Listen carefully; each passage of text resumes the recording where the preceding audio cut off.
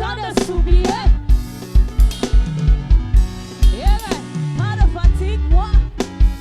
Digne de gloire. Jésus, Jésus, Jésus, Jésus,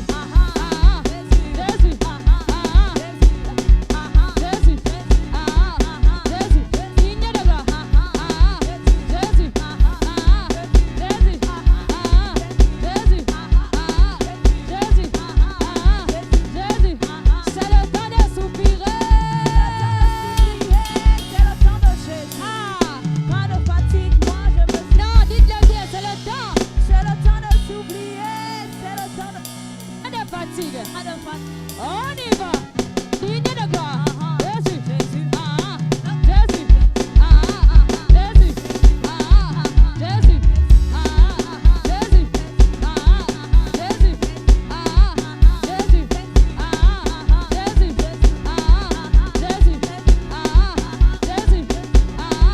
Jésus, c'est le temps de s'oublier. C'est le temps de Jésus. Pas de fatigue, moi je me suis préparé. C'est le temps de s'oublier. C'est le temps de Jésus. Pas de fatigue, moi je me suis digne de gloire.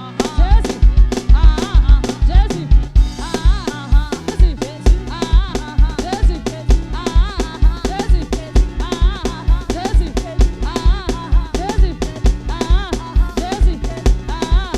Jésus, Jésus, est-ce qu'on va acclamer pour ce Jésus?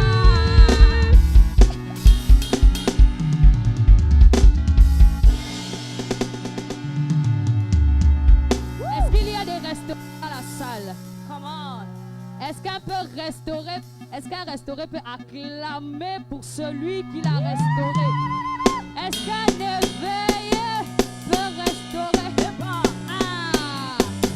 Aïe, aïe, aïe, aïe. Ah.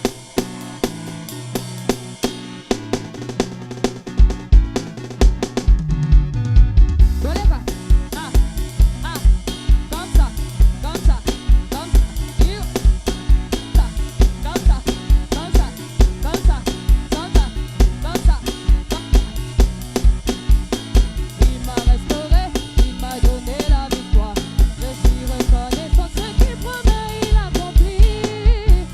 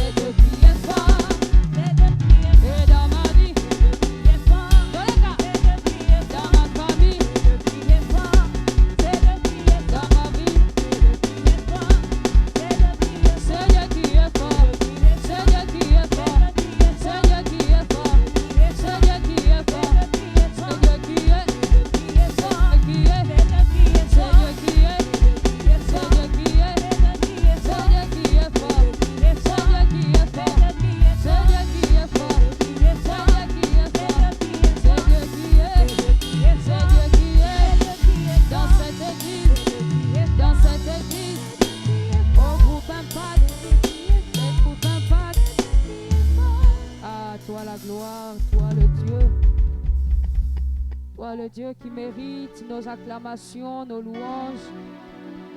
Toi le roi des rois, toi qui es assis sur le trône. À toi la gloire, à toi l'honneur, à toi la puissance, à toi la majesté.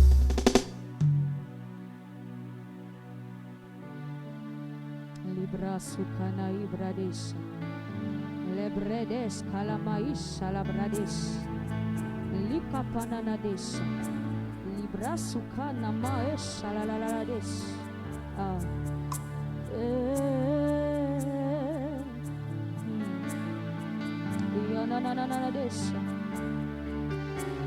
Jéhovah, Jéhovah, reçois la gloire. Tu es le roi des rois, le Dieu créateur. Jéhovah, Jéhovah, reçois la gloire. Tu es le roi des rois, le Dieu créateur. Jéhovah, Jéhovah, tu es le Dieu créateur.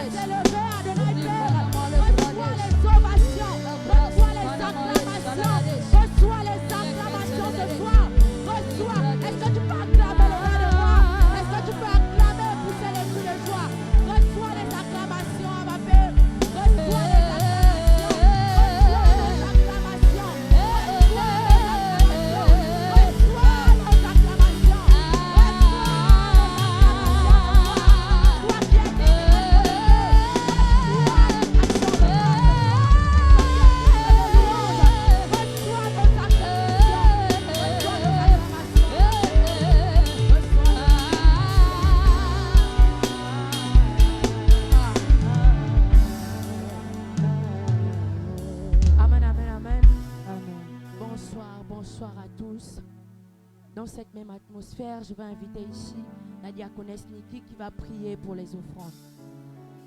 Sous vos acclamations, s'il vous plaît.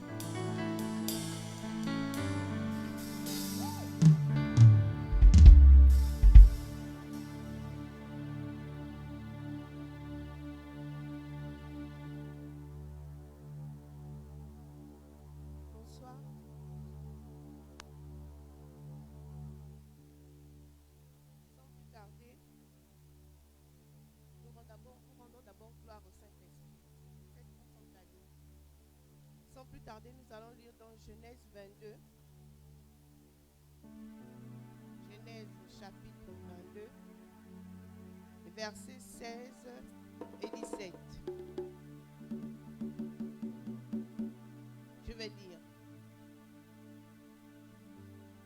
Et dit, je le jure par moi-même, parole de l'Éternel, parce qu'il a fait cela, parce que tu as fait cela, et que tu ne m'as pas refusé ton fils, ton unique. Je te bénirai et je multiplierai ta postérité, comme les étoiles du ciel et comme le sable qui est sur le bord de la mer. Et ta postérité possédera la porte de tes ennemis. Amen. Lorsque je lis ce texte, je me rends compte que l'accomplissement de la promesse de Moïse a été fait parce qu'il a respecté le fait de donner son fils unique. Et lorsque je réfléchis, si je peux me le permettre, j'apparente à Abraham comme nous, les serviteurs de l'Éternel, et Isaac comme nos dîmes et offrandes. J'ai compris que le fait que Abraham ait respecté, le fait qu'il s'est soumis à la volonté de sacrifier son fils, il y a eu un déclenchement. C'est que sa promesse a été réalisée. La promesse faite par Dieu a vu le jour. Donc j'ai compris que le fait de respecter, à donner nos dîmes et nos offrandes, déclenche la matérialisation ou la réalisation de nos projets. Donc j'exhorte à chacun d'entre nous, quelles que soient les difficultés qui nous assaillent, quels que soient les problèmes que nous rencontrons, assurément, le fait de respecter, c'est une clé au fait. C'est une clé. Le fait de respecter, de donner tes dîmes et tes offrandes, ouvre assurément l'accomplissement de ta prophétie. Je voulais exhorter. Je cherche à exhorter le peuple à donner ses dîmes et offrandes. C'est important pour chacun d'entre nous. Non seulement c'est une prospérité qui fait sujet à tout ce qui nous concerne. Que Dieu nous aide à respecter cela. Et nous verrons un changement dans nos vies. Amen. Je vais inviter la mère de la maison, Maman Sloï, à prier pour les dîmes et les offrandes.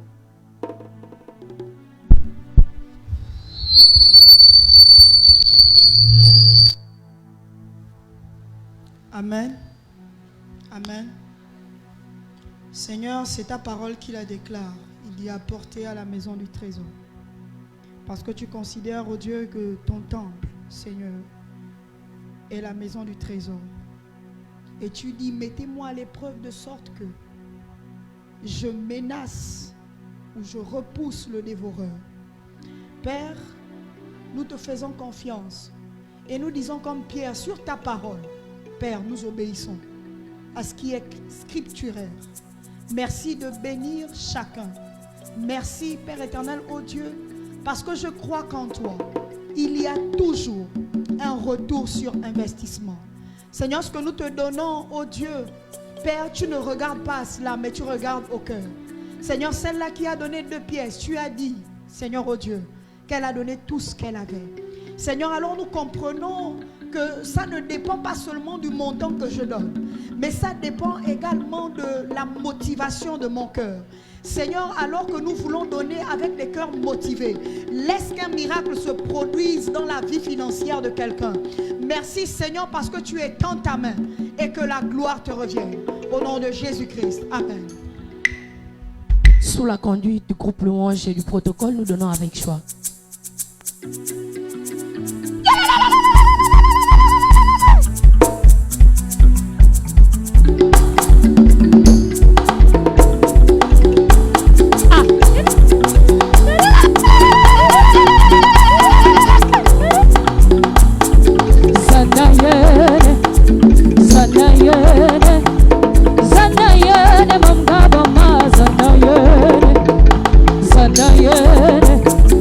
Zanayene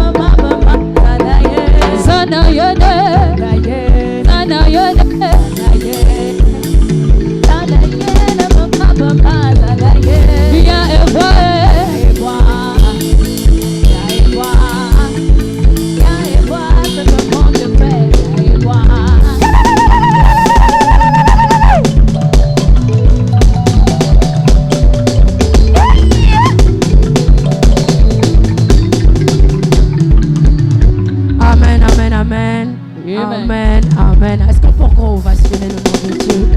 Est-ce qu'on peut acclamer, pousser des cris de joie?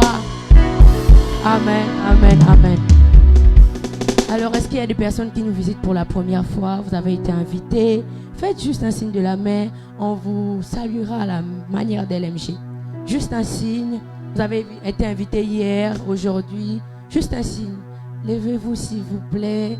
On va vous saluer à notre manière. Amen.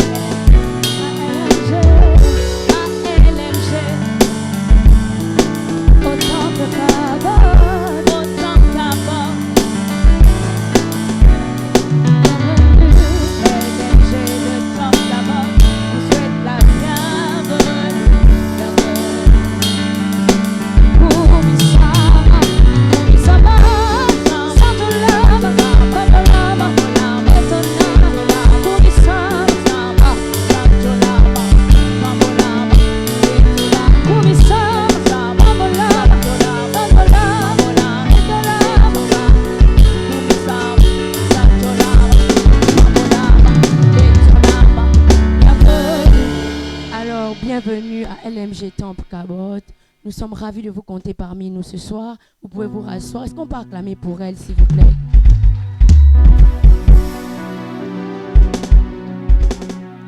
Alors,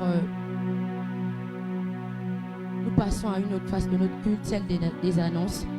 Alors, nous rappelons qu'en ces lieux, nous sommes une assemblée qui donnons à ceux-là qui n'ont pas la possibilité d'avoir.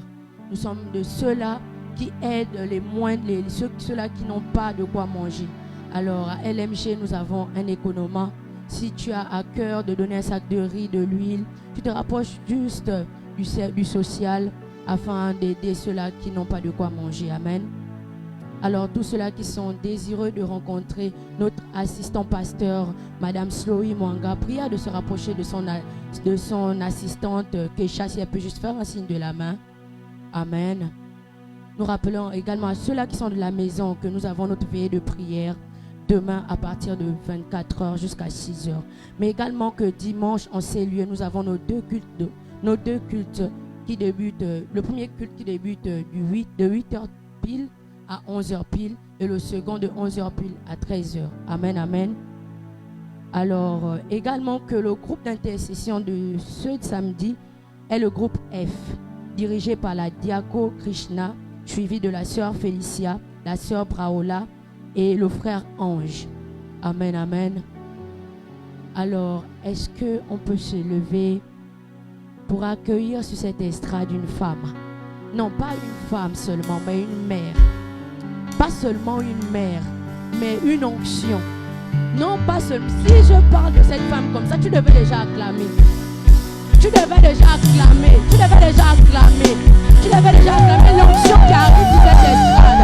Un esprit, une femme de puissance, une femme forte. Je vous prie d'accueillir Madame Sloï Mwanga, s'il vous plaît.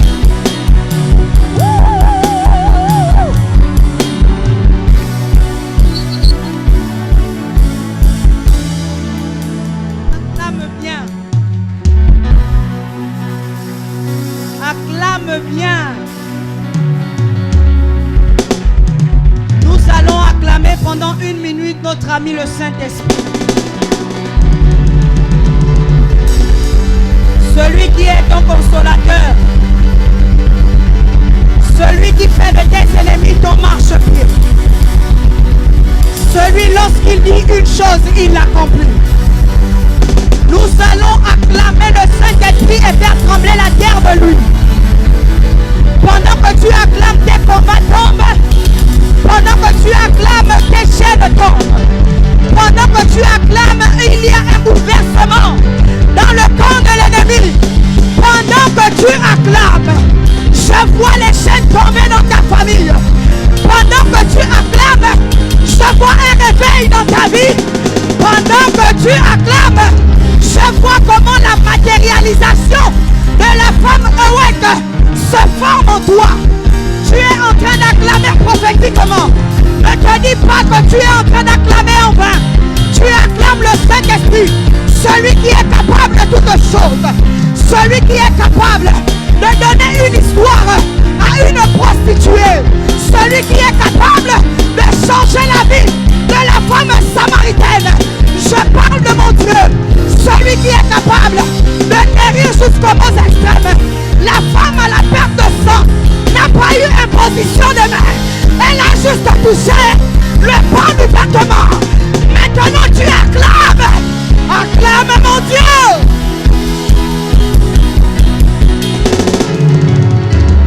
Nous t'honorons, Seigneur. Nous t'honorons, Saint-Esprit. Tu as toute la place. Prends les rênes. Prends les rênes. Prends les rênes. Prends les rênes. Prends les rênes. Prends les rênes. Prends les rênes. Maintenant. Prends les rênes. Maintenant. Prends les rênes. Maintenant. Prends les rênes. Oh, prends les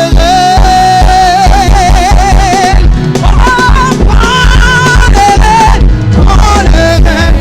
On est repressé quand Jésus prend les rênes. Jamais disparaître pour les rênes. Papa prend les rênes. Prends les rênes. Prends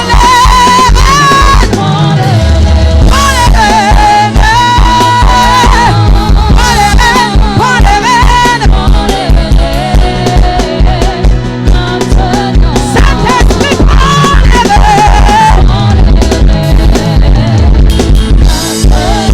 les rênes. Prends les rênes. Prends les rênes. Prends les rênes. Prends les rênes.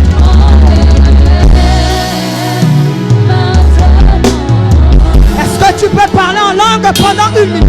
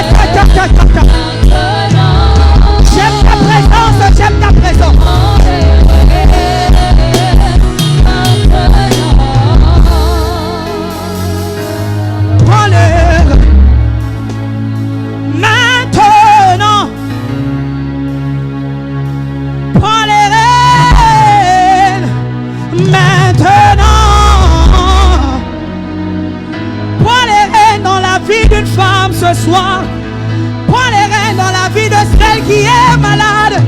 Prends les rênes dans la vie de celle qui a des complications. Prends les rênes de celle qui a des problèmes financiers ce soir. Prends les rênes, mon Yahweh. Tu es capable de toutes choses. En dehors de toi, il n'y a aucun autre Dieu. C'est pourquoi prends les rênes.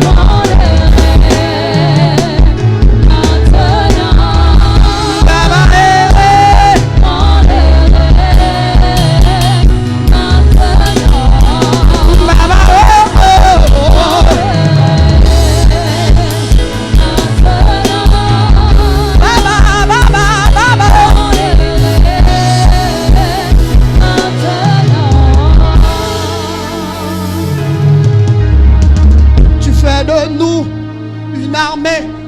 qui combat le poing levé. Nous sommes une armée qui combat.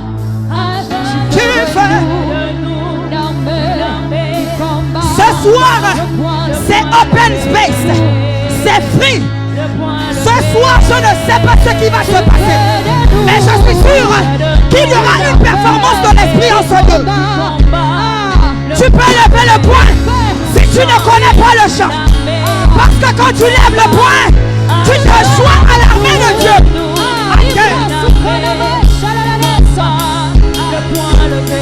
Le poing levé. Tu fais de nous une armée qui combat le poing levé. Et nous sommes une armée qui combat.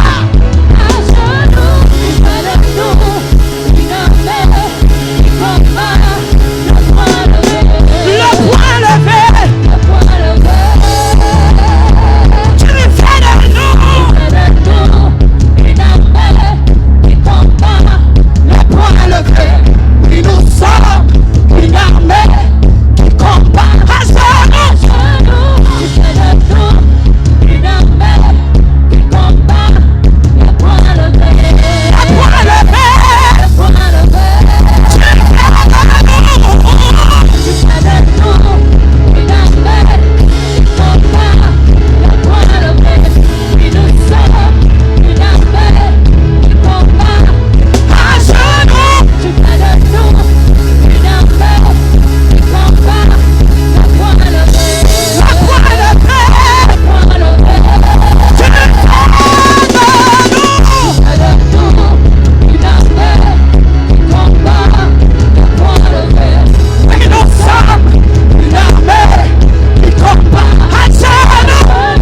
Tu fais de nous une armée qui combat le poing levé. Le poing levé. Le poing levé. Le poing levé. Le poing levé. Le poing levé. Le poing levé. Le poing levé. Le poing levé. Le poing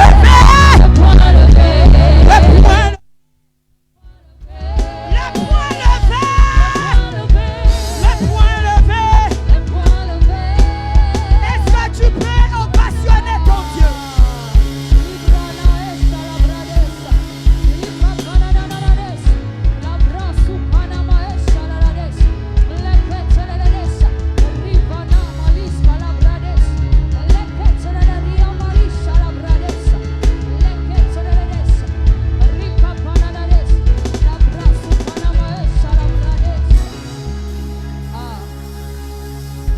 Est-ce que tu peux acclamer pour ton voisin?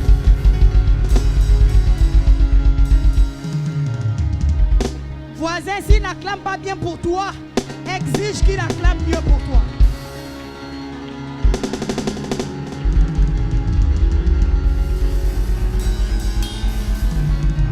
Est-ce que maintenant tu peux acclamer pour toi-même?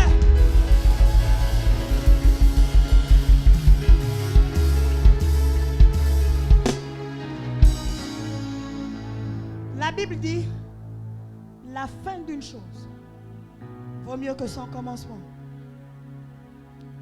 Ça veut dire qu'il y a une onction dans la fin qu'il n'y a pas dans le début. Et si vous avez fait le choix d'être là ce soir, c'est que une portion particulière ou en plus s'ajoute à celle d'hier soir. Donc tu fais le choix d'être là malgré la pluie. Tu fais le bon choix d'être là malgré le fait que tu avais des occupations. Tu fais le choix d'être là, d'être le bon choix, d'être là malgré le fait que tu pouvais être ailleurs. Ma Bible déclare qu'une heure dans tes parvis vaut mieux que 1000 ailleurs. Ça veut dire que lorsque tu perds 1000 heures ailleurs, c'est que tu perds, je ne sais pas trop, dans la présence du Seigneur. Si une heure vaut mieux que 1000 ailleurs, ça veut dire qu'une heure dans la présence de Dieu est égale à 1000 heures quelque part.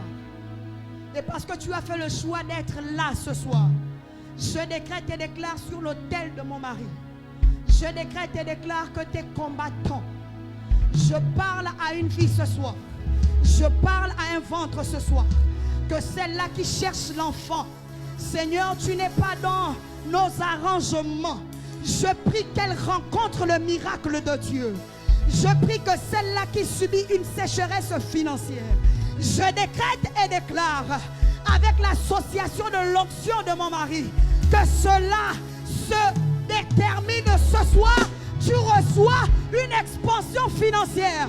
Ceux-là qui sont dans le séculier, je décrète et déclare que tu as une promotion. Je ne sais pas quelles sont les conventions, mais je sais que mon Dieu sait briser le protocole. Je sais qu'avec Dieu, parfois, il faut inverser le protocole. C'est ce Dieu-là que j'invoque ce soir. C'est ce Dieu-là. Il n'était pas prévu qu'il parle à la femme samaritaine. Il part au puits parce qu'il sait que ses apôtres vont forcément lui interdire parce que les Samaritains ne devaient pas leur parler. Il les envoie chercher à manger.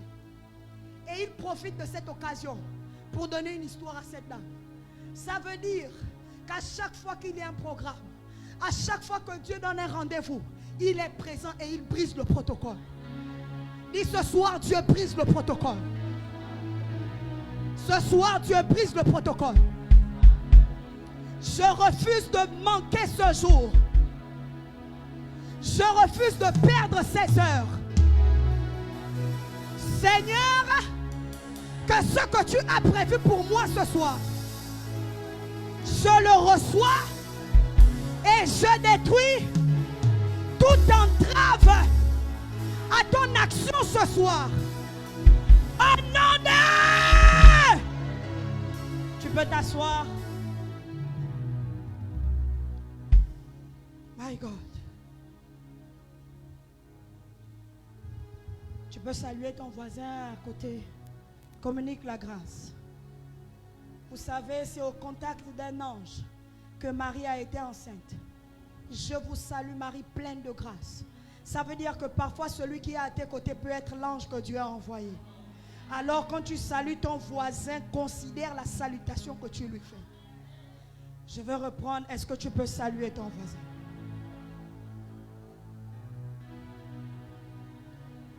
Les brekatan de rebash. Les soufaribu chantari rebaha. Les mande recommenderi rebaha. Sofarini nginde rebe. Les branda raba chata. Ekatan de reba.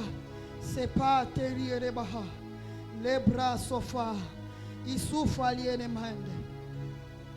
Alors nous sommes à notre deuxième jour, sinon notre clôture de la conférence pour cette année.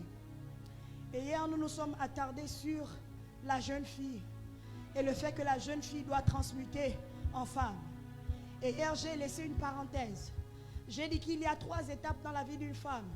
Elle est jeune fille, ensuite elle devient femme, et ensuite elle doit devenir une mère.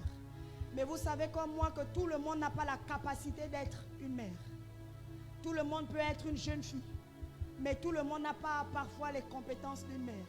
C'est pour ça que vous allez souvent voir des mères démissionnaires. Elles font les enfants et elles les abandonnent. Ce n'est pas de leur faute. C'est parce qu'en elles, il y a encore les options de jeunes filles. C'est parce qu'en elles, il y a encore des options qui ne sont pas arrivées à maturité.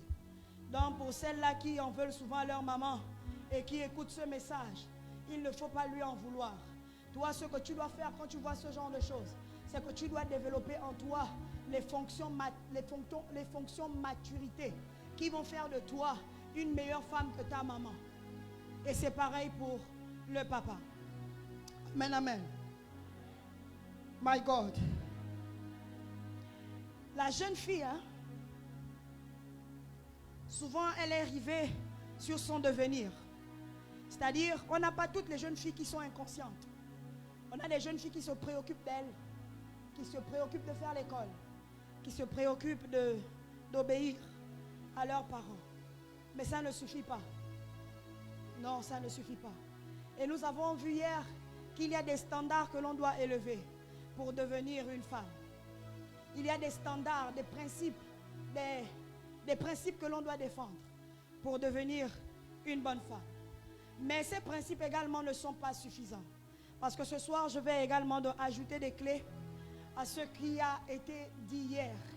Et nous allons également voir qu'une femme, très souvent, elle ne devient pas une mère. Et comme je l'ai dit tout à l'heure, ce n'est pas de sa faute. Parce que une femme peut penser à son environnement.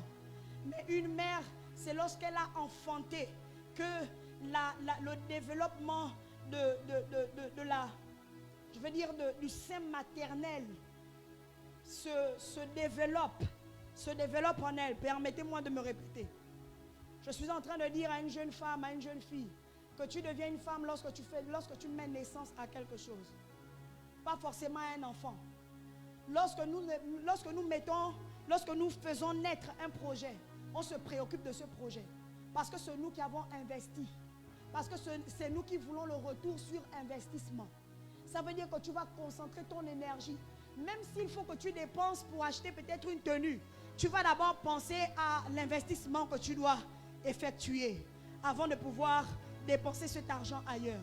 C'est pareil pour une mère. Une mère, lorsqu'elle a mis au monde, elle développe en elle des options qui font en sorte que même si elle est malade, même si elle est comme elle est, si son enfant est en alerte, elle va tout faire pour pouvoir pallier à cela. Amen. Je ne vais pas m'étendre. Il fallait être à la soirée d'hier. Nous avons été bénis. Si j'ai heurté la sensibilité de quelqu'un, je demande pardon. Mais toutes ces choses sont des choses vraies. Amen. Nous allons lire, et Cruchel, tu vas lire Juge 5 à partir du verset 4 à 5.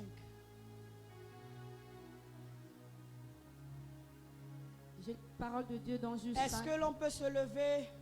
Nous avons pour principe, on honore la parole de Dieu. Si tu es malade, pendant que tu te lèves pour honorer la parole de Dieu, je prie que le miracle se fasse et que tu reçoives la guérison, mais que tout le monde se tienne debout. Allons-y. J'ai la parole de Dieu dans Juge 5, à partir du verset 4 à 5. Éternel, Non, c'est déjà. quand tu es sorti de Séhir, quand tu t'es avancé, venant des champs d'Édom, la terre a tremblé et le ciel a ruisselé. Les nuages ont déversé leurs eaux. Les montagnes se sont liquéfiées devant l'Éternel. Le Sinaï a tremblé devant l'Éternel, le Dieu d'Israël.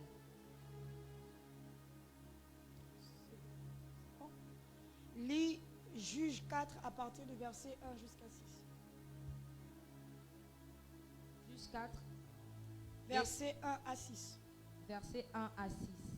Les Israélites firent encore ce qui déplaît à l'Éternel après la mort d'Éhud. L'Éternel les vendit alors à Jabin, le roi de Canaan, qui régnait à Astor. Le chef de son armée était Sisera et habitait à Sorchet-Goïm. Les Israélites crièrent à l'Éternel, car Jabin avait 900 chars de feu et les opprimait avec violence depuis 20 ans. À cette époque, Déborah, une prophétesse mariée à un certain Lapidote, était juge en Israël. Dis avec moi, une certaine Déborah. Une certaine Déborah, Une certaine Déborah une certaine Déborah était mariée, était mariée, elle était prophétesse, elle était prophétesse, elle était la femme de Lapidote, elle était la femme de Lapidote, elle était juge en elle était Israël. juge en Israël. Tu peux continuer? Elle siégeait sous le palmier de Déborah, Sous le palmier de Déborah, entre Rama et Bethel, dans la région montagneuse d'Éphraïm. Et les Israélites montèrent vers elle pour être jugés. Elle fit appel à Barak, fils d'Abinoam, originaire de Kébesh, Nephtali. Et elle lui dit, l'Éternel, le Dieu d'Israël, t'a donné l'ordre suivant.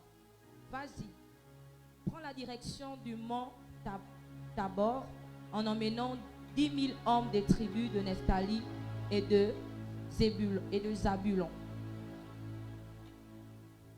c'est tout. Alors, lis également Genèse. Vous pouvez vous asseoir, c'était mes textes de base. Je vais lire Genèse.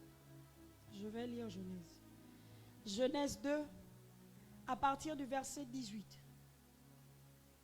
Genèse 2.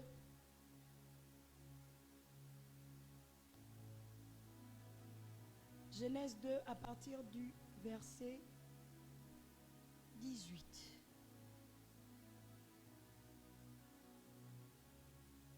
La Bible déclare, l'Éternel Dieu dit, il n'est pas bon que l'homme soit seul, et je lui ferai une aide semblable. Je vais aller crescendo ce soir, parce que, tu peux t'asseoir, parce qu'il faut que je ressorte le caractère d'une femme qui est par essence une femme, la femme Isha. Mais il faut également que je vous dise qu'une femme a besoin d'être mariée pour pouvoir accomplir le projet et le dessein de Dieu. Amen. Si la Bible, si Dieu dit, il n'est pas bon que l'homme soit seul. Hier, nous avons vu que la femme a été tirée de l'homme. Et c'est lorsque l'homme voit la femme qu'il dit, voici cette fois-ci, celle qui est. Amen. Dis à ton voisin, voici cette fois-ci. My God. Vous savez, dans le royaume de Dieu, chacun a sa partition à jouer. L'homme a sa partition à jouer et la femme a sa partition à jouer. Les deux réunis font avancer plus vite l'accomplissement du projet de Dieu. Parce que Dieu pouvait laisser Adam avec tous les animaux. Dieu, lorsqu'il crée les esprits hommes-femmes, il leur dit, remplissez, multipliez, soyez féconds, dominez. Ça veut dire que lorsqu'il parle, il parle à l'esprit de l'homme, mais il parle également à l'esprit de la femme. Mais l'homme a la prééminence sur la femme parce que l'homme a été formé avant la femme. Et je veux bouger les conceptions féministes des femmes féministes. Vous savez, quand la Bible dit l'Éternel Dieu forme, quand il dit il n'est pas bon que l'homme soit seul, je lui ferai une aide. Ça ne veut pas dire en fait que je lui ferai quelque chose dont il pourra se servir. Je lui ferai quelque chose dont il pourra utiliser. Il lui dit, je lui ferai une aide. Et l'aide dont il est question veut dire dans la langue hébraïque Ézer. Que quelqu'un dise Ézer. Que quelqu'un dise Ézer. Pourquoi vous êtes crispé? Faites ça s'il vous plaît. Comme ça. Vous êtes là? Est-ce que vous êtes là? Voilà, j'ai besoin que vous soyez présents avec moi. Parce que je suis très fatiguée. Dis à ta voisine Ézer. Dis à ta voisine Ézer. Ézer veut dire secours. Ça veut dire que quand tu es une femme Ézer, tu es un secours. Ézer veut également dire soutien. Ça veut dire que lorsque tu es une femme, tu es un soutien. Ézer veut dire poutre. Et lorsqu'on parle de poutre, on parle d'un instrument qui a la capacité de solidifier la structure d'une maison. Dis à ta voisine, tu es une Ézer. Dis-le avec conviction. Dis à ta voisine, tu es une Ézer.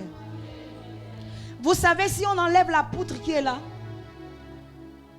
toute la structure, aussi belle qu'elle soit, elle va chuter. Ça veut dire en fait que toi, en tant que femme, tu ne dois pas te définir seulement comme étant une personne qui a de belles formes. Une personne qui a un beau visage, comme on l'a vu pour Rebecca. Mais il y a une mention qui a été, sur laquelle je ne suis pas venue hier soir et ça m'a un peu attristé. Lorsque Abraham envoie son travailleur chercher la femme pour son fils, il dit que tu prendras une femme dans la maison de mon père. Et l'ouvrier, ne sachant pas ce qu'il va forcément trouver, il fait une prière à Dieu. Et il dit à Dieu, celle-là qui me donnera de l'eau à boire, à moi et à mes chameaux, c'est celle-là que je choisirai. Et ce qui me choque, ce n'est pas tant la prière qu'il fait, mais c'est l'exaucement de celle qui arrive. Parce que quand elle arrive, il n'a pas besoin de lui demander. Non, il lui demande de l'eau. Elle sert de l'eau. Mais elle ne s'arrête pas seulement sur servir cet homme. Elle sert également les animaux qui accompagnent cet homme. Ça veut dire en fait en elle il y avait des options de mère. Ça veut dire qu'elle était une femme augmentée. Moi j'appelle une mère une femme augmentée. Parce qu'il y a des femmes qui se concentrent seulement sur elles-mêmes. Elle aurait pu donner seulement aux serviteurs de l'eau. Mais lorsqu'elle voit que et le serviteur et les chameaux ont eu à faire chemin, je ne vais pas seulement m'arrêter sur le fait de donner, sur le fait d'abreuver un homme, mais je vais également abreuver ces chameaux. Et c'est ça qui a déclenché le fait qu'elle soit choisie. Ça veut dire que toi, en tant que jeune femme, il faut que tu apprennes à être une femme augmentée. Et le boss a souvent l'habitude de dire ici, quand je parle du boss, je parle de mon époux. Il a l'habitude de dire que vous les célibataires, vous fatiguez. Parce qu'un homme célibataire, il va prendre un morceau de pain, un sucre de 100 francs et il va amener ça dans la maison. Mais ça veut dire que tu peux rester célibataire toute la vie puisque tu ne penses pas à prendre 3 pains. Tu ne prophétises pas sur ton avenir que je vais prendre aujourd'hui 3 pains, un paquet de sucre. Et puis, en fait, tu ne réfléchis pas comme étant une personne famille. Tu réfléchis comme étant une personne solitaire. Et Rebecca n'était pas une personne solitaire, c'était une femme famille. Ça veut dire que dans les critères de la femme, il faut que la femme ait également le comportement d'une femme famille. Être une femme ne suffit pas. Parce que si Rebecca avait seulement donné de l'eau à ce monsieur-là, certainement, ce monsieur se serait posé des questions. Elle m'a donné de l'eau, elle n'a pas nourri mes chameaux. Ça veut dire que lorsqu'elle ira dans la maison de son beau-père, certainement elle ne va s'occuper que de son mari. Et elle ne va pas s'occuper de tout ce qui est externe à son mari. Dis à une femme qu'il faut que tu sois augmentée. Je ne vous entends pas et ça me dérange. Je ne vous entends pas. Lorsqu'on parle d'aide, lorsqu'on parle de secours, ça n'a rien à voir avec le fait d'être une infériorité. Ça n'a rien à voir avec le fait d'être une utilisation. Mais ça a tout à voir avec le fait d'être un support. Ça a tout à voir avec le fait d'être une aide. Parce que l'aide veut dire Ezer. Et je suis en train de parler à une femme. Vous savez, il y a des femmes qui se disqualifient d'elles-mêmes. Oui. C'est que tu peux avoir toutes les compétences ou tous les atouts externes. Mais si dans ton caractère, l'homme ne voit pas la femme qui peut l'épauler. Si dans ton caractère et ta façon de faire, l'homme ne voit pas la femme qui peut être une Ezer, assurément, il ne te choisira pas. Tu peux en être sûr. Dis à ta voisine, je suis une Ezer. La Bible déclare en Genèse 2, verset 22. Dieu forma. Il forma la femme à partir de la côte de l'homme. Je suis choquée de savoir que former ici en grec veut dire bana. Et bana ici veut dire construire. Bana veut dire construire. Bana veut dire bâtir. Bana veut dire rebâtir.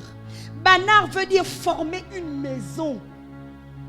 Bana veut dire établir une famille. Est-ce que vous comprenez ce que je dis? Bana veut dire être bâti. Se dit d'une épouse sans enfant qui devient mère par les enfants d'une concubine. Ça veut dire en fait qu'en une femme, il y a des options. Même vous allez remarquer que pour des femmes révélées, lorsque leurs époux viennent avec un enfant extérieur, C'est-à-dire, avant de vous marier, la femme, il a fait ses enfants.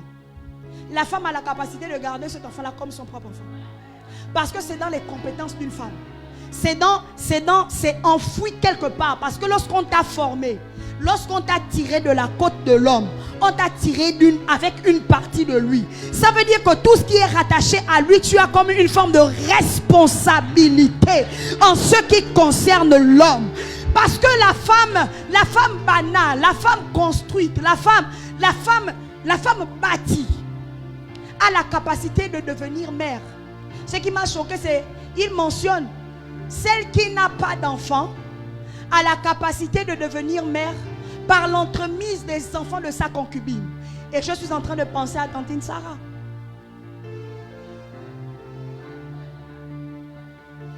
Maman Sarah, ce qu'elle a eu à faire, c'est que c'est elle-même qui a envoyé son mari.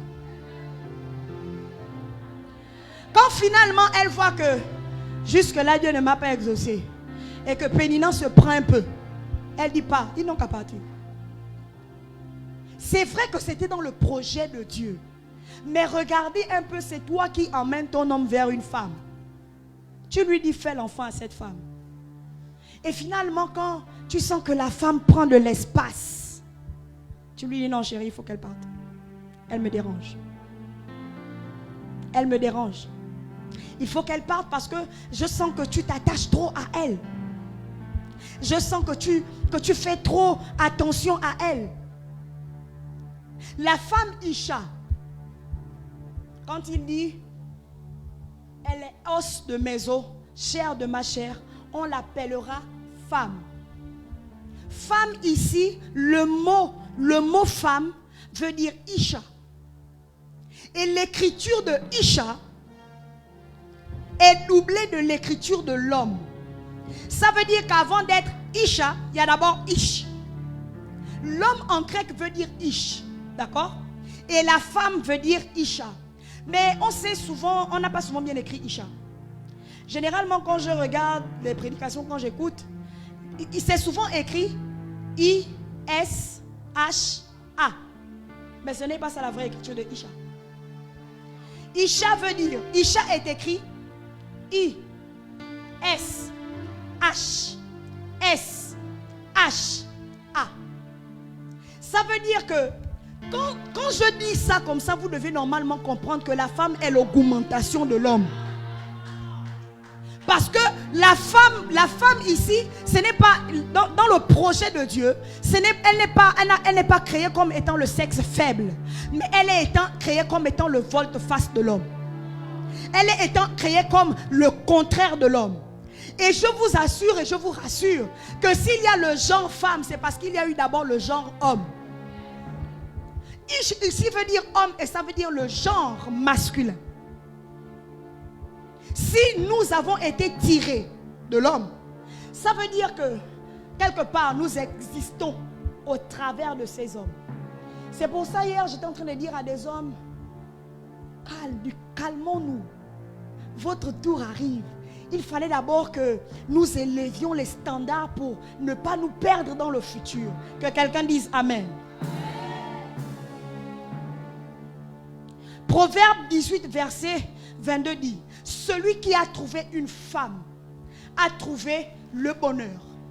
Ça veut dire en fait que si l'homme trouve le bonheur, c'est parce que finalement il a trouvé l'équilibre. Si l'homme trouve le bonheur, c'est parce que finalement il a trouvé la structure qui lui permet de se solidifier. Si l'homme trouve le bonheur, bonheur, ça veut dire ici que la femme est une augmentation ou une amplification des émotions d'un homme. Mais je suis choquée.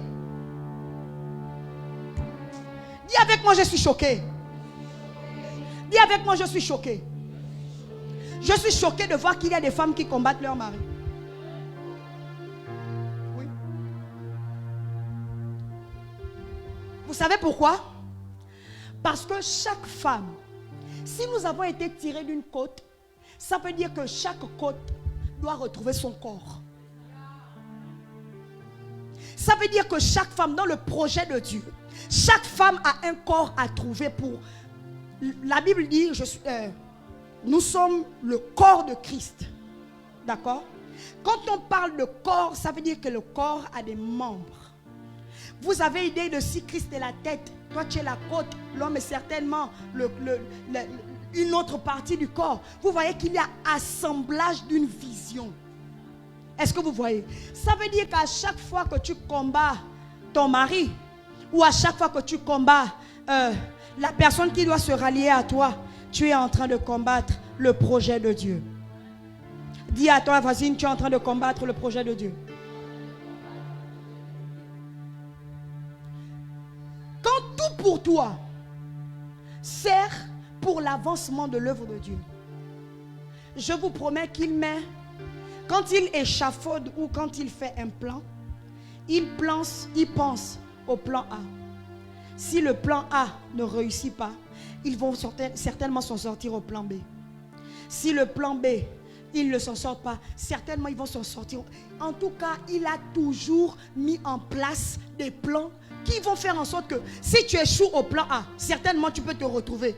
Peut-être que la route sera un peu plus longue, mais tu vas finir par te retrouver au plan B. Si tu échoues au plan B, certainement tu vas finir par te retrouver au plan C. Pourquoi je le dis? Vous savez, en Genèse, il dit multipliez-vous, dominez. Multipliez-vous, j'ai envie de lire. Genèse 1, verset 28.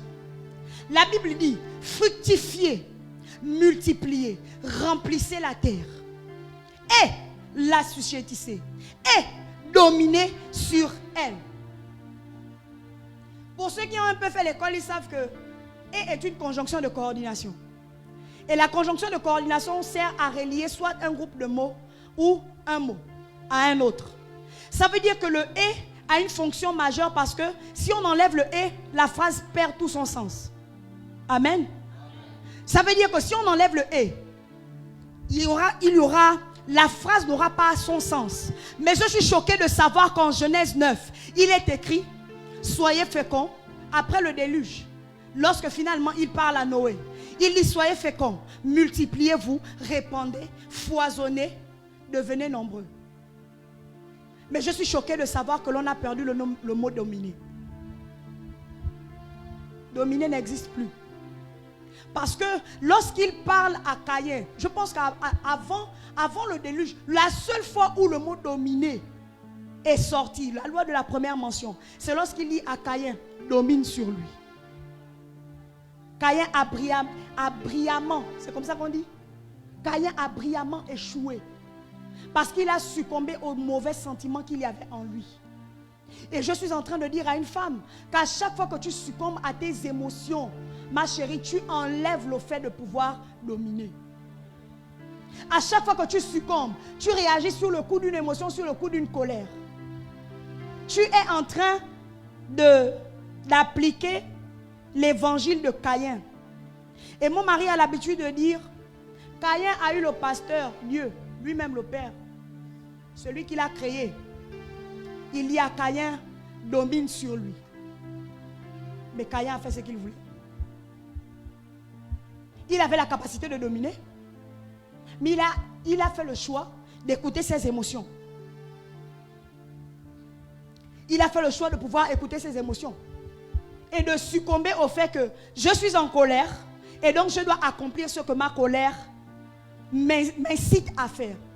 Mais il y a une parole de Dieu qui vient de me venir tout de suite à l'esprit. Et la parole de Dieu déclare que la colère n'accomplit pas les desseins de Dieu. Et je suis en train de parler à une femme colérique. À chaque fois que tu te mets en colère, maman, et que tu prends les décisions sous l'émotion ou sous le sentiment de la colère, tu n'accomplis pas les desseins de Dieu. Je suis toujours en train de parler de Déborah, mais vous allez comprendre de quoi je parle. Genèse 9, verset 8. Dieu parle à Noé et à ses fils. Et il dit, j'établirai mon alliance avec vous et avec votre postérité. Dieu ici s'adresse à Noé et à ses fils. Amen.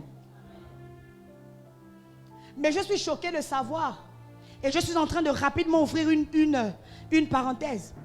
Les enfants sont dans les reins du Père. Ça veut dire que lorsque Dieu s'adresse à Noé, il s'adresse à lui et à la postérité qu'il porte en eux. Et c'est pour ça que je veux dire à un homme, tu ne peux pas faire de ton corps ce que tu veux. Parce qu'en fait, en toi, il y a des semences, il y a une postérité à laquelle tu dois penser à chaque fois que tu veux faire ce qui te vient à l'esprit. Dieu parle à Noé et il dit, j'établis mon alliance avec toi et tes fils. Que quelqu'un dise avec toi et tes fils. Avec toi et tes fils. J'établis mon alliance avec toi et tes fils. Mais je repars dans Genèse. Quand finalement le serpent, la sentence tombe, il dit à la femme, la postérité de la femme t'écrasera la tête et tu lui mordras le talon. Quand il parle à Noé, il est en train de dire à Noé que j'établis mon alliance avec toi et tes fils. Et la postérité qui est en ton sein. Mais quand je me balade dans les Écritures, je reviens en arrière. Loi de la première mention, il parle à Ève et il lui dit, la postérité de la femme t'écrasera la tête et tu lui mordras le talon. Je suis en train de parler à quelqu'un. Je suis en train de dire à une femme que lorsque tu sais qui tu es, lorsque tu connais quelle est ta place et où est ta place, tu n'as pas besoin de combattre un homme. Parce que la loi de la première mention dit, il parle à une femme et il lui dit, ta postérité, j'agirai avec elle pour pouvoir écraser le diable. Ta postérité, j'agirai avec elle pour pouvoir combattre et remporter la victoire. Ça veut dire qu'à chaque fois qu'une femme se lève, elle combat dans la victoire. Ça veut dire qu'à chaque fois qu'une femme se met à prier pour des générations après elle, elle est en train d'établir une alliance avec Dieu. Et elle est en train de dire que ma postérité va dominer. Elle ne va pas recevoir les combats que moi-même j'ai reçus. Que chacun joue sa partition. Je mettrai inimitié entre toi et la femme, entre ta postérité, et celle-ci t'écrasera la tête. Je mettrai inimitié entre toi et la femme. Ça veut dire en fait qu'une femme, je le disais tout à l'heure, qui connaît sa place, elle n'a pas besoin de devenir féministe pour pouvoir plus ou moins exister. Parce que dans le projet de Dieu, la femme comme l'homme ont des projets, ont des missions. Et la mission n'a pas besoin d'être combattue. Parce que lorsque tu combats la mission, je te promets, ce qui pouvait être accompli dans 5 ans, tu vas certainement l'accomplir dans 20 ans. Si tu n'arrives pas à jouer ton rôle en tant que femme, si tu n'as pas besoin de faire ombrage à un homme pour pouvoir exister, et cette femme-là, c'est une femme augmentée. C'est une femme qui sait qui elle est. C'est une femme qui n'a pas peur de pouvoir combattre. C'est une femme qui n'a pas peur de pouvoir se mettre à genoux et pour pouvoir remporter les victoires. Je vous assure, on n'a pas besoin de combattre les hommes et vous allez savoir pourquoi. Quand Abraham, je le disais hier, a payé la dîme à Melchisédek, la Bible déclare que Lévi était dans le sein d'Abraham. Et je vous ai dit hier que Lévi vient après 4 générations après Abraham. Ça veut dire que dans le projet de Dieu, lorsqu'il dit à Abraham, tu deviendras une grande nation. Tu deviendras ou tu seras le père d'une grande nation. Le père d'une multitude. Quand il s'est adressé à Abraham, il ne s'est pas adressé à la personne d'Abraham. Il s'est adressé à la postérité qui était en Abraham. C'est pour ça que lorsqu'Abraham paye la dîme à Melchisédek, les générations après lui profitent de l'alliance qu'il a tissée avec Melchisédek. Ça veut dire que toi, quand on te dit à l'église, paye ta dîme, tu te dis que c'est parce que l'église veut te bouffer. Mais si l'église te bouffe, il faut également combattre les impôts. Parce que la dîme est comme l'impôt. Lorsque tu travailles dans le séculier, on te prélève un montant que tu le veuilles, que tu ne le veuilles pas, que tu aies décès, que tu n'aies pas décès. On va prélever ce montant-là.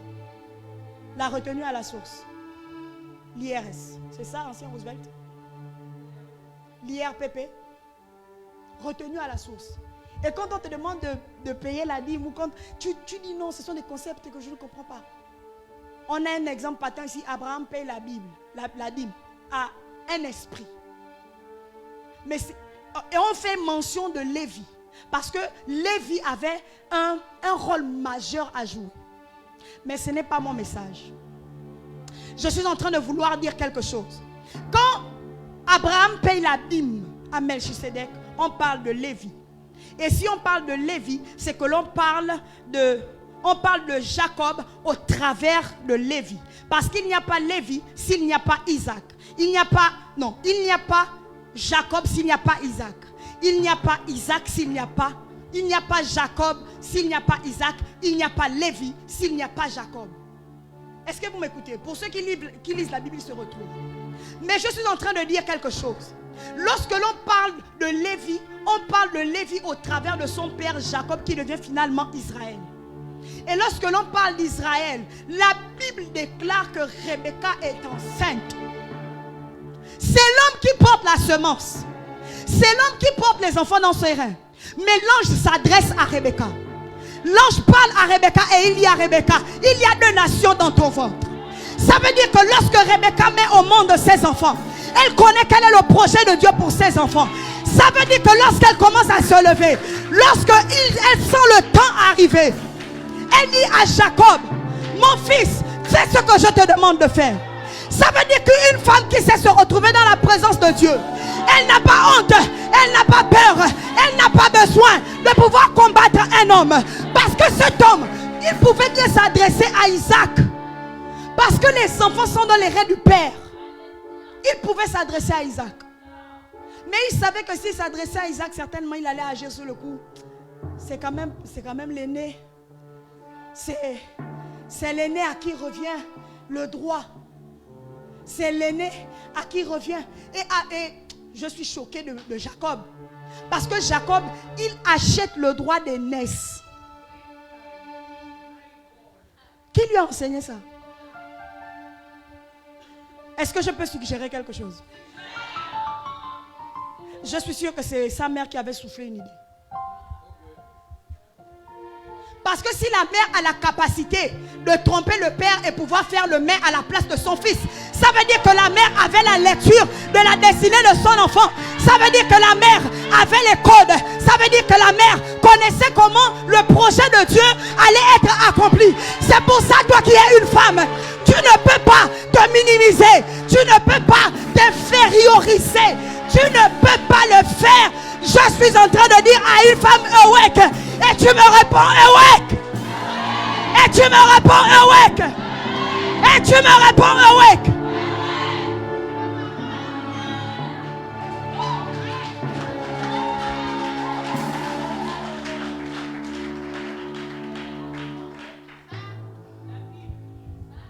Qu'une femme dise Dieu me fait confiance. Généralement, quand on a prêché ou quand on a parlé de la part de Dieu, on pense souvent que la femme n'a pas sa place. Et ça me dérange. Parce que ici, on voit bien, noir sur blanc, que Dieu a toujours prévu qu'une femme soit quelque part. Parce que si, en ce moment, si dans l'Ancien Testament, la femme peut s'adresser au serpent, si dans l'Ancien Testament, la femme peut s'adresser à un ange, dans ce siècle présent, la femme a la capacité de s'adresser à Dieu.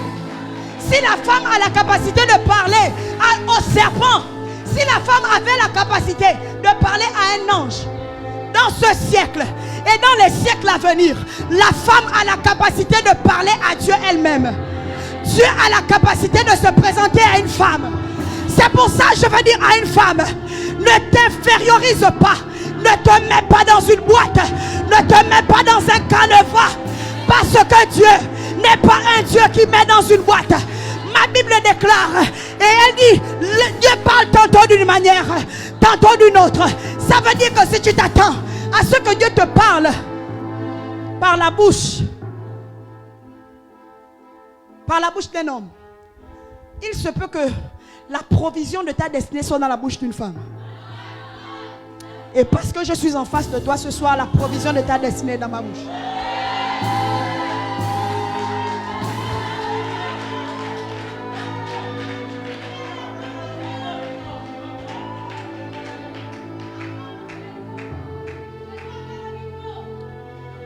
Et je suis en train de dire à une femme ce soir, je vous ai dit, je vais aller crescendo.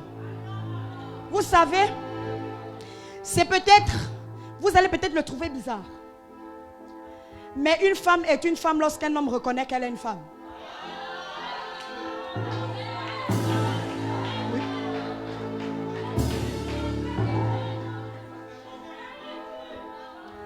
Quand tu peux déambuler comme tu veux, tu peux faire ce que tu veux. Si un homme ne s'est pas intéressé à toi, il se peut que tu ne sois pas encore devenue une femme. Parce que lorsque Adam voit Ève, il dit voici cette foi, celle qui est os de mes os et celle qui est chair de ma chair. Ça veut dire en fait que la femme existe au travers d'un homme.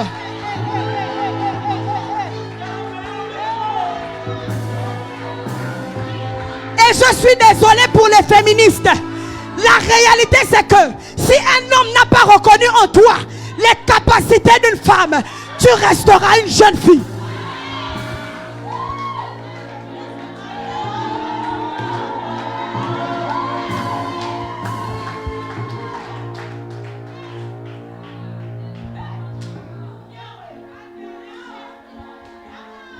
Quand Adam voit Isha, pas Ève, parce qu'elle était Isha.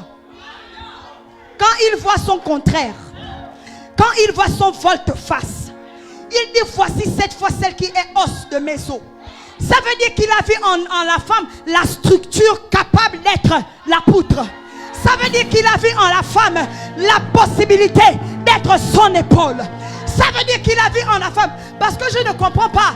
Tu vois une femme, tu commences par dire elle est os de mes os. Tu as vu ça où? Ça veut dire que comme Élisabeth, lorsque Marie s'est rapprochée d'elle, il y a une vibration. Il y a une vibration. Il y a une vibration. Il y a une vibration. Et lorsqu'il s'est vu, il a senti que ça c'est la côte qui a été éprise de moi.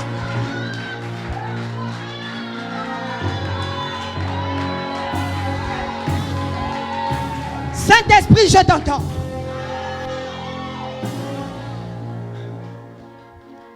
Donc, j'aimerais déranger une femme.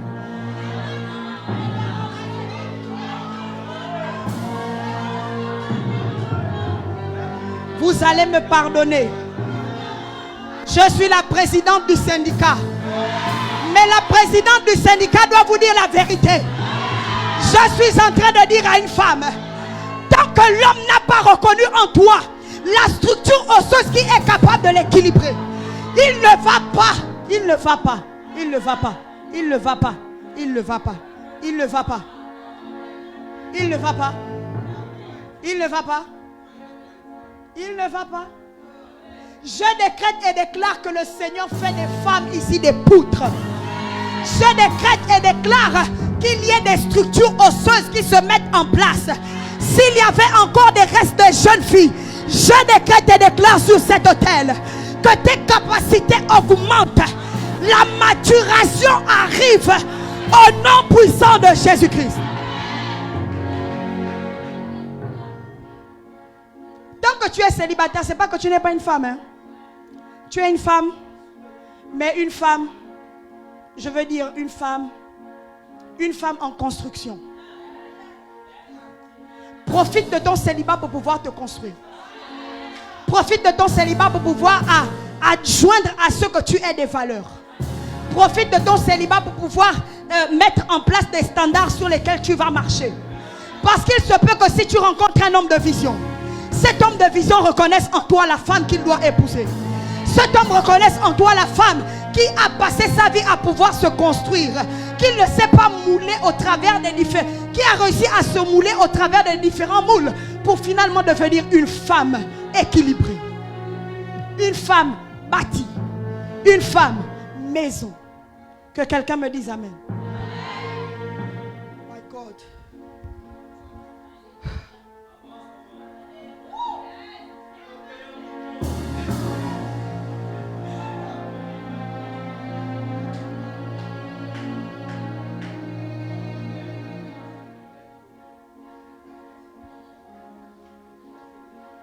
Pendant que tu es célibataire, je disais, profite pour pouvoir te bâtir.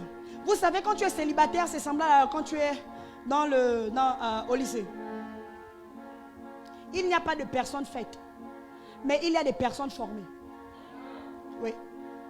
Ils sont rares, même ceux qui sont autodidactes. Quand on parle de l'autodidacte, c'est qu'il a quand même appris, mais il a appris de lui-même.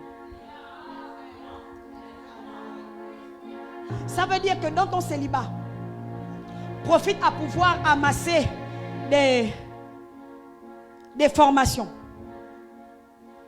Profite à pouvoir te mettre dans différents moules. Ça veut dire que comme Ruth, tu te mets aux côtés de Naomi lorsque tu aspires au mariage. Ça veut dire que comme Esther, tu te mets aux côtés de Manassé. Ça veut dire que comme qui d'autre? Comme Naomi. Parce que même Naomi, pour obtenir son miracle, il a fallu que Élie parle. Il a fallu qu'elle aille au temple. À chaque fois qu'elle allait au temple, elle partait pleurer. Mais lorsque finalement l'homme de Dieu s'est intéressé à elle, il lui dit que cette femme pleure comme si elle était enivrée. Elle ne dit pas non, je ne suis pas enivrée. Et il dit vas-y, ce que tu demandes, tu l'as obtenu. Ça veut dire en fait que Élisabeth devait savoir et devait comprendre que le temple de Dieu avait besoin d'un héritier. Le temple de Dieu avait besoin d'un fils pour pouvoir relayer Élie. Tant qu'elle n'avait pas compris que les enfants qu'elle doit mettre au monde ne sont pas d'abord ses enfants, Dieu ne pouvait pas exaucer. Parce que les fils d'Élie s'étaient disqualifiés. Parce que les fils d'Élie faisaient tout et n'importe quoi et ils bafouaient. Ils désacralisaient. Ils profanaient le temple. Et pour pouvoir avoir une réponse, Dieu, quand elle dit Pénina me mortifie, Dieu ne se reconnaît pas dedans. Pénina te mortifie et après. Pénina me fait pleurer. Pénina te fait pleurer mais après. Et finalement elle part au temple. Je suis sûr qu'elle était en train de faire des vœux. Seigneur Jésus, quand tu me donneras ce fils, je te promets, parce que j'ai remarqué qu'à chaque fois que je viens dans ce temple, cet homme est seul. Il a besoin de quelqu'un. Il a besoin d'un successeur. Je te promets que lorsque je viendrai dans ta maison, lorsque tu m'accorderas ce miracle, je te promets, l'enfant que tu me donneras, il sera à ton service. Je vais te le donner, même si j'ai cherché pendant longtemps. Et je suis en train de revenir dans l'histoire d'Abraham. Vous ne voyez pas que Dieu a le chic de pouvoir te demander ce qui t'écoute. C'est-à-dire, il te fait perdurer dans une situation. Et le temps quand tu perdures là, tu es en train d'amasser une expérience. Abraham savait que si Dieu a mis autant de temps pour me donner l'enfant, et je suis là à 90 ans, ma femme qui n'a plus ces périodes, elle a la capacité d'accoucher. C'est que même à 200 ans, Dieu pourrait me donner un autre fils. Mais pour ça, il faut être des personnes spirituelles. Une femme, tu peux être femme, hein? Tu peux être belle, hein? Tu peux être ce que tu veux. Mais si tu n'es pas spirituel, il se peut que la promesse de Dieu ne s'accomplisse pas. Il faut être une Isha pour qu'un Ish te reconnaisse. Amen. Donc je disais tantôt que le célibat est la vie lycéenne. Vous savez, quand on va au lycée, souvent on est entre deux mondes.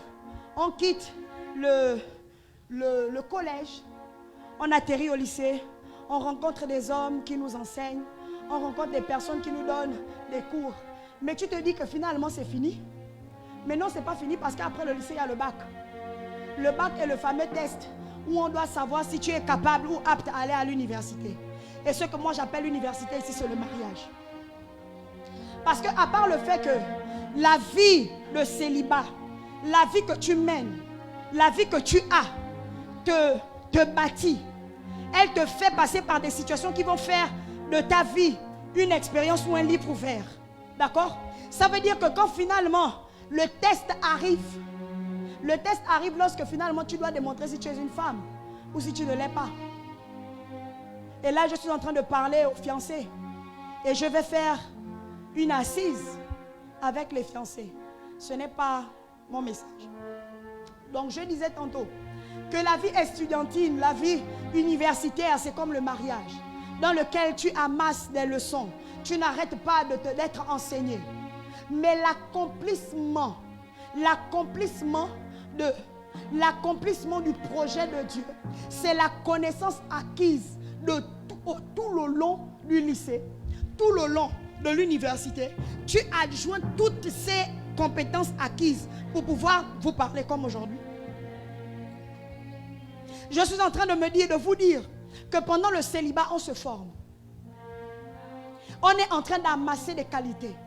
On est en train d'enlever tout ce qu'il y a à enlever. On est en train de pouvoir s'écailler. On est en train de pouvoir laisser Dieu nous former. On est en train de vouloir dire à Dieu que Seigneur, je dépends de toi. Et finalement, lorsque quelqu'un te rencontre, quand quelqu'un te fait la grâce de te demander la main, il faut également savoir comment est-ce que je vais choisir. Mais si tu ne sais pas comment choisir, il se peut que ton futur soit une catastrophe. Parce que la destinée de quelqu'un est aussi cachée dans le fait que tu saches faire un bon choix. Et là, j'ai envie de chuter. J'ai envie de descendre sur le livre de Déborah. Déborah veut dire abeille. Je ferme la parenthèse. Déborah veut dire abeille. Déborah veut dire dabar. Dabar signifie parler. My God. Ça veut dire, répondre, promettre, prendre la parole, ordonner, faire entendre, rapporter, déclarer, faire connaître, prononcer. Ça ne vous parle pas? Ce n'est pas des fonctions qui sont attachées à sa fonction? Non, vous n'avez pas compris. Le prénom de Déborah veut dire parler. Le prénom de Déborah veut dire prononcer. Le prénom de Déborah veut dire ordonner. Le prénom de Déborah veut dire rapporter. Le prénom de Déborah veut dire répondre, promettre, prendre la parole. Déborah est juge. Ça veut dire que lorsque un couple décide de donner le nom à un enfant, le nom la prend assise en lui. Lorsque tu donnes à ton enfant un nom de Ditengu, je te promets, il va ressembler au fantôme. Il faut faire attention lorsque vous donnez les noms à vos enfants. Parce que à chaque fois que vous donnez le nom à quelqu'un, vous faites une incantation. À chaque fois que Adam, Ish, appelé Isha, il faisait une incantation. Isha. Isha. Quand elle répond à l'incantation. Ça veut dire qu'à chaque fois qu'il l'appelait, la structure se formait en elle. Ça veut dire qu'à chaque fois qu'il appelait, la fonction de femme, la fonction de mère, la fonction d'épouse, la fonction de mère s'établissait en elle. Parce que lorsque tu appelles quelqu'un, la Bible déclare, invoquez-moi. Quand tu appelles quelqu'un, tu fais une invocation. Lorsque tu appelles quelqu'un, tu fais une invocation. Tu invoques la personne. Et quand tu réponds, c'est la réponse à l'invocation. Ça veut dire que quand tu t'appelles Ditengu, tu réponds, oui, je suis un Ditengu. Faites attention au nom que vous donnez à vos enfants.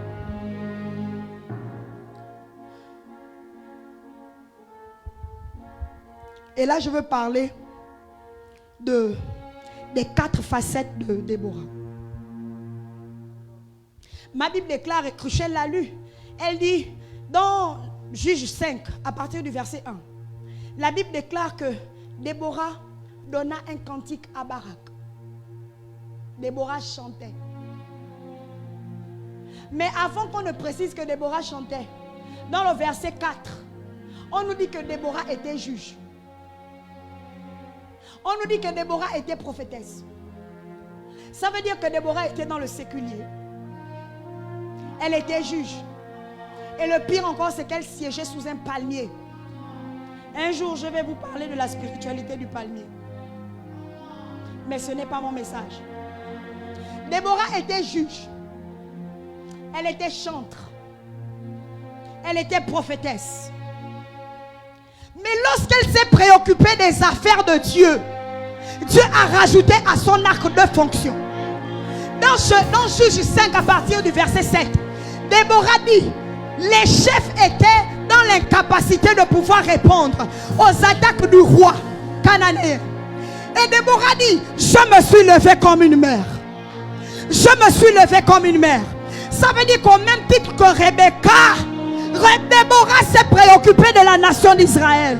Ça veut dire que lorsque tu te préoccupes des affaires de Dieu, Dieu s'occupe de mettre en toi des options que tu ne pouvais pas découvrir si tu ne t'étais pas occupé de ces problèmes. Ça veut dire que Dieu met en toi des options que tu vas devoir mettre en exergue. Parce que lorsque l'on bafoue la voix de Dieu, lorsque l'on bafoue la sacralité, je dois me lever. Et vous savez pourquoi Déborah était la seule femme juge? C'est parce que normalement c'était une fonction qui était réservée aux hommes. Parce que lorsque tu étais juge, automatiquement tu étais commandant. Tu étais commandant des forces armées. Ça veut dire que, à part le fait que Déborah était, elle est par essence, Déborah est d'abord prophétesse. C'est ce qui est écrit dans le livre de Juges. Ensuite, on précise qu'elle est juge, la seule juge de l'armée d'Israël. Et elle-même, quand elle a vu que son Dieu était menacé, ça fait 20 ans de captivité, elle part chercher Barak. Barak est normalement celui qui devait se présenter au poste de chef de commandant d'armée. Mais lorsque Barak, elle va dire une prophétie, que l'Éternel ne t'a-t-il pas dit d'aller à la montagne 2? Barak lui dit, si tu viens avec moi, j'irai. Si tu viens avec moi, j'irai. En réalité, Barak avait peur. En fait, il faut que je vous explique. Barak avait peur, mais il avait raison. Parce que vous savez, il n'y a qu'une personne qui rentre dans l'intimité de Dieu, à qui Dieu peut dépouiller le plan. Et ce qui me choque, c'est que lorsque Dieu parle à Barak, il lui dit d'emmener le peuple, de prendre 10 000 hommes. C'est dans le livre de Juges. Vous lisez les Juges 4, Juges 5.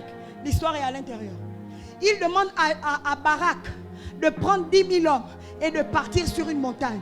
Barak dit bal.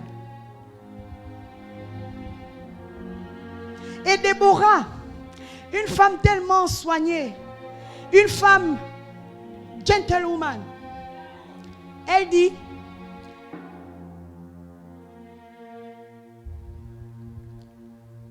donc elle savait en fait que Barak allait refuser. Parce que la personne à qui Dieu parlait, c'était Déborah. N'oubliez pas que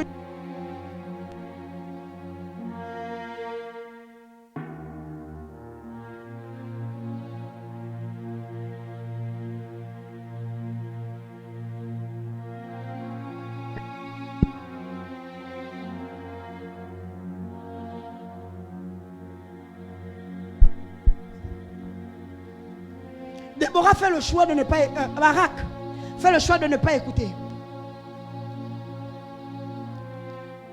Juge 5 verset 7. Les chefs étaient sans force en Israël. On répète encore, sans force. Quand je me suis levée, moi, je vois comme si en fait elle tapait la poitrine. Quand je me suis levée, moi Déborah, quand je me suis levée comme une mère en Israël, ça veut dire que lorsque toi, femme, tu remarques des choses, ne fais pas le choix de te taire. Ne fais pas le choix d'être spectatrice. Parce que en réalité, si tu ne te lèves pas, c'est tout le monde qui en pâtira. Déborah savait que si elle ne se levait pas, il se peut qu'il y avait encore 40 ans d'esclavage, 40 ans de torture. Et lorsque tu remarques que dans une sphère, lorsque tu remarques que dans un secteur, il y a un problème, ça veut dire que Dieu t'appelle. Parce que c'est toi qui es chrétien. Mais quand tu fais le choix de te taire, quand tu fais le choix de dire que ce n'est pas mon histoire, ça ne me regarde pas, ça c'est pour les autres, tu es en train de condamner la nation. Parce que si Déborah ne s'était pas levée, assurément les Cananéens allaient encore gagner. Vous êtes là? C'est intéressant ou bien c'est pas intéressant? Vous me regardez un peu bizarrement. Amen, amen. Oh my God. Vous savez, j'aime particulièrement déjà Déborah. Parce que cette femme, malgré le fait qu'elle soit dans le séculier, ça veut dire que toi qui es dans le séculier, tu n'as pas de raison de ne pas influencer. Déborah était juge.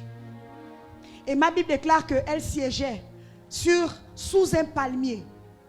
Pour ceux qui connaissent le palmier, Déborah est profonde pas parce que, bon, je sais qu'elle connaissait les codes. Le palmier peut être planté ici et ses racines vont jusqu'au gros bouquet. Ça veut dire que Déborah était une femme profonde. Et dans la Bible, il est mentionné que Déborah était mariée. D'accord? Elle était mariée à Liptoth ou Lipote. Mais Lipote là, vous savez ce qu'il faisait? Il servait de l'huile dans le temple. Oui. Ça veut dire que lorsqu'on est une femme révélée, lorsqu'on est une femme qui est appelée à dominer, à influencer ce que vous voulez, le choix de ton conjoint, maman,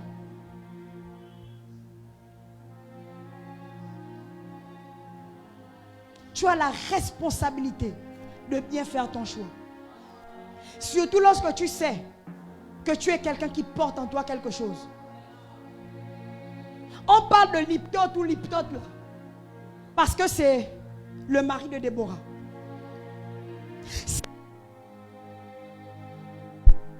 Si Marie a existé au travers de Joseph, parce que si Marie n'était pas fiancée à Joseph, assurément, ça ne devait pas être elle qui devait être choisie pour porter le Christ. Parce que c'est Joseph qui avait le sang royal. On ne connaît pas la lignée de Marie. Ça veut dire que Dieu fait le choix de choisir la matrice de Marie parce qu'elle s'est rattachée à un homme qui porte la royauté. Et lorsqu'on parle de Liptoth ici, on le mentionne à cause du fait que ce soit le mari de Déborah. Ça veut dire que Liptoth ou Liptoth, il n'était pas très connu. C'était un homme ordinaire, mais qui servait dans le temple. Sa mission était de mettre de l'huile dans le temple. Quand on parle de l'huile ici, on parle du Saint-Esprit. Lorsqu'on parle de l'huile ici, on parle de l'impactation. C'est pourquoi lorsque j'ai intervenu à la soirée profondeur, je disais que toutes les femmes ne vont pas certainement se découvrir dans la présence de Dieu. Parce que tout le monde n'a pas les codes de comprendre le langage de Dieu. Il y a des hommes qui sont faits pour pouvoir faire éclore le potentiel qu'il y a en une femme. Ça veut dire que lorsque tu es une femme potentielle, lorsque tu as des potentiels en toi, il faut que tu fasses attention sur les choix de ta vie. Parce que les choix qui s'attachent à toi ont un rôle majeur à jouer dans l'accomplissement de ta destinée. Moi que vous voyez, on me connaissait en tant que chantre. Et pour moi, la fonction de chantre me suffisait. Ça ne me dérangeait pas. Mais il a fallu que je rencontre un Armel Mwanga. Avant que je ne me marie avec lui, pendant un programme, je vois beaucoup d'hommes de Dieu prier autour de moi. Je suis allongée et j'entends des paroles que tu es dans le ministère, tu as appelé. Je sais pas. Pourtant, dans l'église dans laquelle on était, normalement, on ne dit pas d'une femme qu'elle a appelée. Mais je suis choquée. Beaucoup d'hommes de Dieu. La photo existe encore sur Facebook. Et quand je rencontre Armel Mwanga, il me dit que Dieu m'a dit des choses à ton sujet. Mais je ne vais pas te le dire maintenant, sinon tu vas t'enorgueillir. Je dis ok.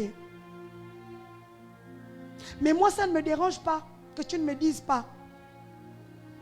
Parce que je sais que tu vas me dire des choses qui ne vont pas forcément cadrer avec ma zone de confort. Ma zone de confort, c'est le fait d'être une chantre. Et ça ne me dérange pas. Je sens que tu vas ajouter une casquette à ma tête que je ne peux pas supporter. Et donc j'ai tourné comme ça. Vous savez, ce que je vois aujourd'hui, je dis que c'est la main de Dieu. Parce que si ce n'était que moi, Slowy Mwanga, ce n'est pas évident que vous remplissiez la salle pour pouvoir m'écouter. Dieu m'a parlé à plusieurs reprises. J'ai fait le choix de dire, quand ce sera le temps de Dieu. Et Dieu m'a donné une injonction à Mur de Jéricho. La majorité des personnes étaient là. Que si tu ne le fais pas, fais-le et tu verras. Ça veut dire que lorsque toi tu fais le choix d'épouser quelqu'un, la Bible dit que celui qui trouve une femme a trouvé le bonheur. Ça veut dire que le bonheur c'est la femme. Parce que la femme sait que tout au long de son parcours, elle doit se former. Mais la personne qui vient la trouver a trouvé le bonheur. Ça veut dire qu'il a le bonheur d'être avec elle. Mais elle est aussi un bonheur parce que finalement, elle devient la femme potentielle que Dieu a mis aux côtés d'un homme. Parce qu'une femme sans un homme, c'est comme vivre une vie à moitié. Comme un homme sans une femme, c'est comme vivre une vie de moitié. Amen. Déborah règle les conflits. Les jugements sont rendus et inspirés de Dieu. Parce que toutefois, à part la fonction de prophétesse, et je pense qu'elle trichait un peu, parce que lorsqu'elle rendait des jugements, je suis sûr qu'elle adjoignait son don. Et ça veut dire, dans la Bible, on dit qu'elle restait sur une montagne, dont je ne maîtrise pas le nom, sinon je vais écorcher. Quand elle reste sur la montagne, elle restait sur les zones montagneuses. Le peuple d'Israël quittait là où ils étaient. Si on parle du fait qu'elle soit sous un palmier, c'est parce qu'effectivement, certainement les hommes avaient des administrations. Je ne sais pas comment c'était à l'époque, ils avaient certainement des tentes dans lesquelles ils rencontraient les personnes qu'ils devaient juger. Mais Déborah était sous un arbre. On parle du palmier de Déborah. Ça veut dire que Déborah rendait des jugements concis et exacts. Parce qu'elle savait ajouter à sa fonction son don. Je ne sais pas quel est ton don. Je ne sais pas quelle est ta fonction. Mais je te promets que si tu ne découvres pas quel est ton don, tu ne pourras pas donner, tu ne pourras pas capaciter tes fonctions. Tu ne pourras pas capaciter tes talents. Tu ne pourras pas capaciter tes compétences. Parce que pour pouvoir avoir un jugement distinct des autres, pour avoir une manifestation ou le fait d'exercer différemment des autres, il faut ajouter à ce que tu sais faire la science de l'esprit. Si tu ne le fais pas, on ne va pas te solliciter. Déborah était sollicitée parce qu'elle changeait des jugements, elle rendait des jugements exacts. Elle vivait en zone montagneuse. Elle n'était pas complexée par le fait d'être sous un arbre. Parce qu'elle avait compris que ce n'est pas l'environnement qui me conditionne, c'est moi qui conditionne l'environnement. Une femme augmentée, une femme capacitée, une femme awake, une femme réveil doit savoir que ce n'est pas l'environnement qui doit te conditionner. Ça, c'est pour les humains. C'est toi qui as la capacité de conditionner l'environnement. Parce que qu'on le veuille ou qu'on ne le veuille pas, l'environnement est toujours créé avant d'être habité. Quand Dieu crée le jardin d'Éden, il crée Éden sur un coin de la terre. Mais quand il parle à Adam, quand il leur confère la mission, il leur dit multipliez-vous, remplissez la terre. Il ne dit pas remplissez le jardin. Il dit remplissez la... Non, parlez bien. Non, je sens que vous êtes fatigués. Il dit remplissez la... Il dit remplissez la... Ok, parce que vous me laissez parler un peu seul. Il dit remplissez la terre. Assujettissez-la. Ça veut dire que le rôle d'Adam et Ève était d'étendre Éden sur toute la terre.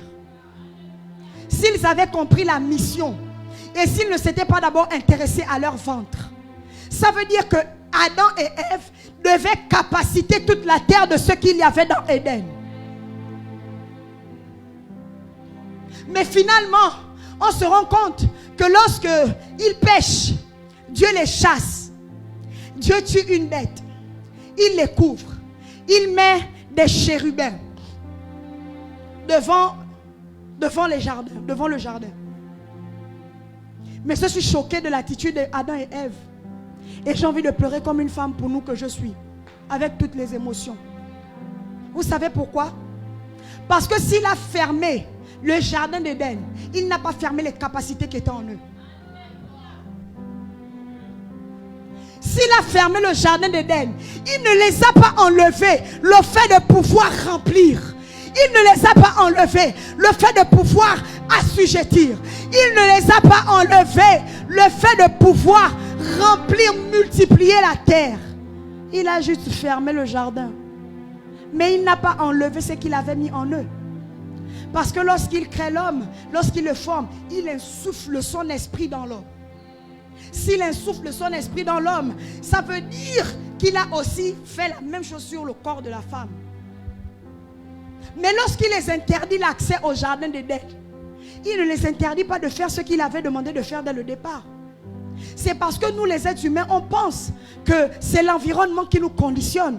Mais je veux dire à une femme et un homme ce soir, ne te laisse pas conditionner par l'environnement. Parce que même si l'environnement ne produit pas, tu as les capacités productrices en toi. Tu as le souffle de Dieu en toi. Tu as les capacités de pouvoir transformer l'environnement dans lequel tu es. C'est pourquoi là où tu es, même si tu vis, je ne sais pas où, même si ton travail ne te permet peut-être pas de pouvoir avoir un véhicule, mais mon frère, ma soeur, je te promets que c'est toi qui peux donner des couleurs à ton travail. Parce qu'il faut que tu comprennes que ce n'est pas l'environnement qui te fait, mais c'est toi qui as la capacité de faire l'environnement. Et il faut que vous le compreniez. Vous êtes venus à cette conférence pour pouvoir le comprendre. Dis avec moi, je ne me laisse pas conditionner par l'environnement. Vous me fatiguez, je sens que vous êtes fatigué. Dites-le plus fort. Dites-le plus fort. Dites-le plus fort. Je ne suis pas convaincu. Est-ce que tu peux te lever et tu dis je ne me laisse pas avec conviction? Dis-le encore jusqu'à ce que ton esprit l'écoute. Encore une fois. C'est moi qui ai la capacité de conditionner l'environnement. Dis-le encore une fois. Tu vas le dire 7 fois.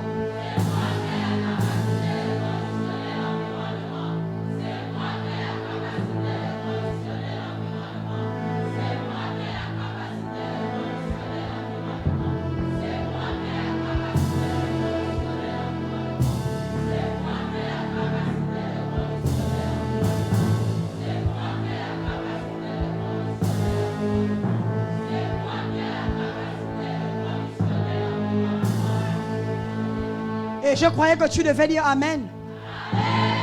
Je croyais que tu devais ajouter Amen. Vous savez, cette conférence est pour réveiller une femme. La Bible dit réveille-toi, réveille-toi, réveille-toi, Déborah. C'est parce que certainement ils avaient remarqué qu'il y avait une situation qui devait les assujettir. Lorsque tu remarques des situations qui veulent t'assujettir, il faut que tu refuses de te laisser conditionner par l'environnement dans lequel tu es. Je ne sais pas à qui je parle ce soir, mais je suis en train de parler à un être humain. Je suis en train de parler à quelqu'un qui a la capacité de s'augmenter. Je ne sais pas à qui je parle, mais pendant que je te parle, tu devais normalement commencer à prier. Tu devais commencer à prier. Tu devais commencer à prier. Tu devais commencer à prier. Je n'ai pas besoin de te motiver. Tu as besoin de t'augmenter. Tu as besoin de te réveiller. Tu as besoin de te réveiller. Tu as besoin de te réveiller. Je ne sais pas à qui je parle, mais je parle à une femme ce soir.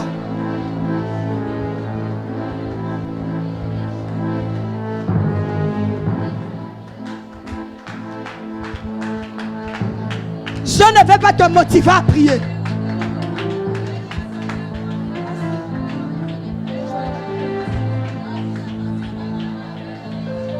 Tout ce que tu as écouté ce soir, il faut que tu retiennes qu'une femme augmentée, une femme awake, une femme réveille, elle a la capacité de changer les normes. Une femme augmentée, une femme awake a la capacité de changer les décrets.